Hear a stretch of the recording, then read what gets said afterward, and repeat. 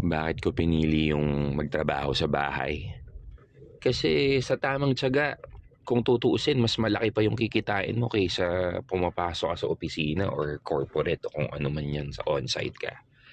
Kahit sabihin mong 80,000 yung kinikita mo, may mahanap ka na work from home freelance na kikita ka ng 100, 120,000. Tapos yung workload mo para ka nag-o-opisina lang na napaka hindi naman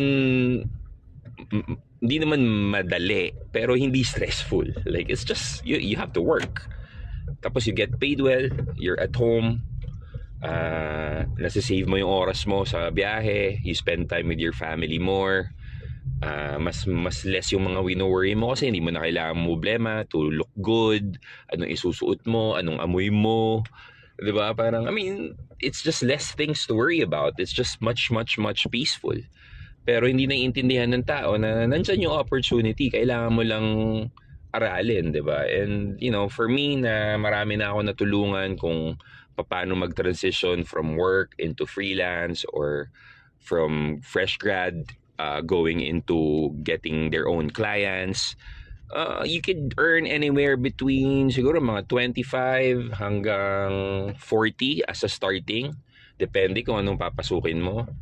And you can go as high as maybe 80 to 150,000 sa isang trabaho. Ngayon, kung yung skill mo ay kayang very high demand, tapos kaya mo mag-multiple clients with a very low time spent, pero high skill level yung demand, then you can have multiple clients. So kung binabayaran ka ng kliyente mo ng let's say 50,000, kung may tatlo ka di 150,000, paano kung yung skill set mo is 80,000, 100,000, yung iba naniningil $2,000 isang project, paano kung may apat silang sabay-sabay na project, minsan sa isang buwan, minsan sa isang linggo, 'di ba? Hindi ka limited, ikaw yung hinahabol, ikaw yung nilalapitan, ikaw yung commodity, ikaw yung skill set mo, ikaw yung hinahabol.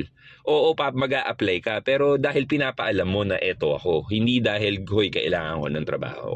Sa simula, oo, ganun. Pero pag magaling ka na, tapos may nade-deliver ka ng resulta, nag-e-excel ka, tapos marunong ka pa makipag-usap sa mga Amerikano, nako, yan yung gustong-gusto nila, yung hindi ka parang typical na Pinoy na isang tanong, isang sagot, yung marunong ka magdala ng conversation, nagbibigay ka talaga ng insights mo, kumukontra ka pag kailangan. Ako, gustong-gusto nila yan.